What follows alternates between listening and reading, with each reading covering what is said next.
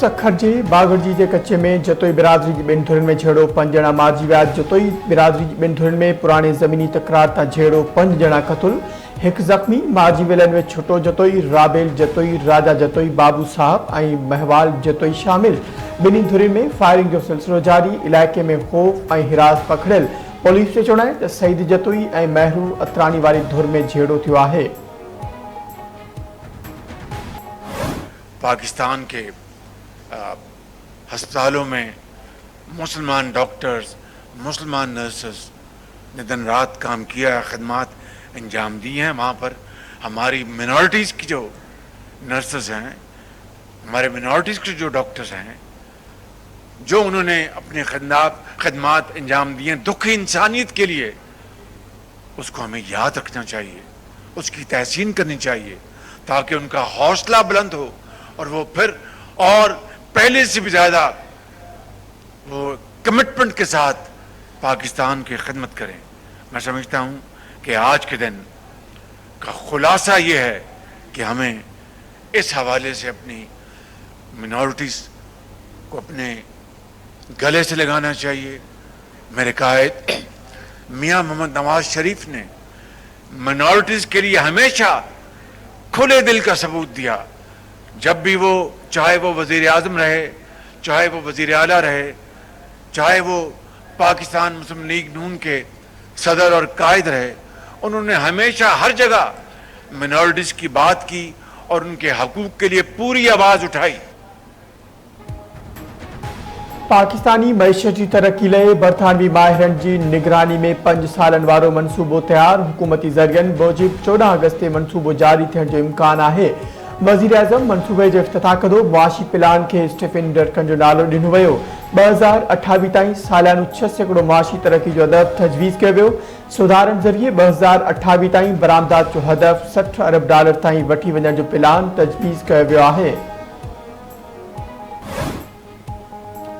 9 अगस्त ते दहशतगर्दनि जे हमले में ज़ख़्मी थियल पाक फ़ौज जो लेफ्टिनेंट उज़ैर महमूद मलिक शहीद। ISPR मूजिब उज़ैर महमूद मलिक 13 माथरी में फोर्सिस ऐं दहशतगर्दनि में फायरिंग दौरान ज़ख़्मी थियो हो। लेफ्टिनेंट उज़ैर महमूद मलिक दहशतगर्दनि ख़िलाफ़ ऑपरेशन जी क़यादत करे रहियो हो। उज़ैर महमूद मलिक CMH पेशावर में इलाज दौरान ज़ख़्मनि जी सट न सहंदे शहादत माणी। लेबर पैदावार सलाहियत में पाकिस्तान ख़िते में सब खां पोइते एक्सपोर्ट में श्रीलंका बि अॻिते निकिरी वियो। ॾेवाले जो शिकार श्रीलंका बि शयूं ॾेसारो माननि जे हवाले सां पाकिस्तान खां अॻिते निकिरी वियो। शुमारियात खाते जी रिपोर्ट मूजिब पाकिस्तान जी एक्सपोर्ट गुज़िरियल 13 सालनि खां ख़िते जे ॿियनि मुल्कनि खां पोइते आहे।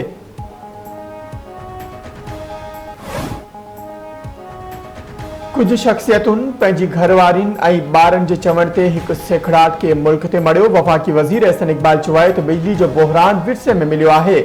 हुकूमत बिजली जे घोटाले ते ज़ाब्तो आणण जी पूरी कोशिश करे रही आहे। क़ौम खे बिजली बिलनि जे बहिरान मां कढंदासीं। पाकिस्तान जो नालो रोशन कंदड़ क़ौमी हीरो अरशद नदीम पंहिंजे अबाणे इलाइक़े मियां चन्नू पहुची वियो। विख विख ते शानदार आजियां मियां चन्नू जे दाख़िली दरवाज़े ते वेलकम अरशद नदीम जा बैनर लॻाया विया। क़ौमी हीरो ते गुलनि जी वर्खा, झुमरियूं, पाकिस्तान जिंदाबाद जा नारा। गोल्ड मेडल माणींदड़ अरशद नदीम जो चवणु हो त क़ौम ऐं वालिदैन जी दुआ सां कामयाबी मिली, जंहिं पुठियां डिघो सफ़र आहे। अरशद नदीम दुआऊं करण ते क़ौम जा थोरा मञा। सिंधु दरिया में पानी के वहकरनि में वाध जो सिलसिलो जारी। गुडू में सखर बैराज वटि विचोले दर्जे की ॿोॾि जी सूरत-हाल बरक़रार। गुडू बैराज वटि पानी के मथां वेकिरो 4,22,000 ऐं हेठां वेकिरो 4,01,000 क्यूसिक ताईं पहुची वियो। सखर बैराज वटि पानी जो मथां वेकिरो 3,55,630 ऐं हेठां वेकिरो 3,15,880 क्यूसिक रिकॉर्ड कयो वियो।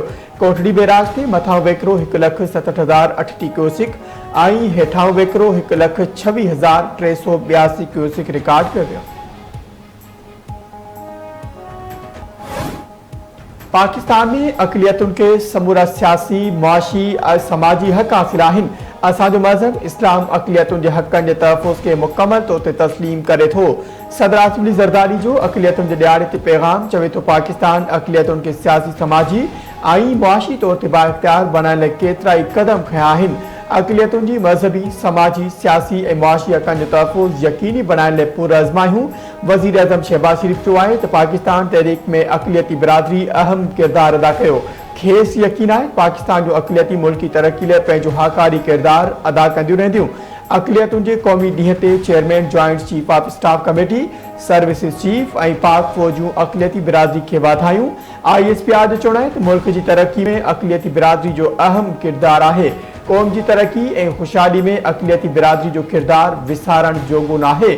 मुल्क जी सक़ाफ़त सुञाणप में बि अक़लियतुनि जो किरदारु इंतिहाई अहम आहे।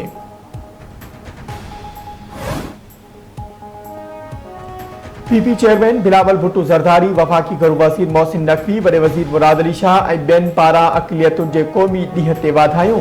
बिलावल भुट्टो ज़रदारी चयो आहे त अक़लियतुनि जे हक़नि, तरक़ी ऐं बाइख़्तियार बणाइण जी बुनियादी उसूलनि ते कॾहिं बि सौदेबाज़ी न कई वेंदी।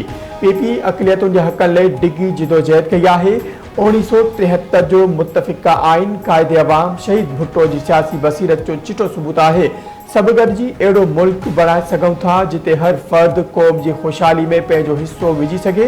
मोहसिन नक़वी चयो पाकिस्तान जी तामीर ऐं तरक़ी में अक़लियतुनि जे किरदार खे नज़रअंदाज़ नथो करे सघिजे। मुराद अली शाह चयो त सिंध सूफ़ियुनि जी सरज़मीन आहे। सिंध में अक़लियती बिरादरी सभिनी खां महफ़ूज़ आहे।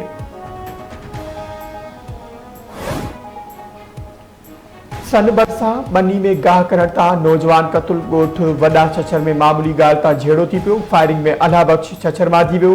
पुलिस मूजिब जवाबदार रमज़ान छछर खे पिस्टल समेत गिरफ़्तार कयो वियो आहे। रुस्तम जे ॻोठ सरफोवासी नौजवान पंजाब जे इलाइक़े में मारिजी वियो। वारसनि जो चवणु आहे त वाजिद दैदो खे पसंदि जो परणो करण तां क़तल कयो वियो आहे।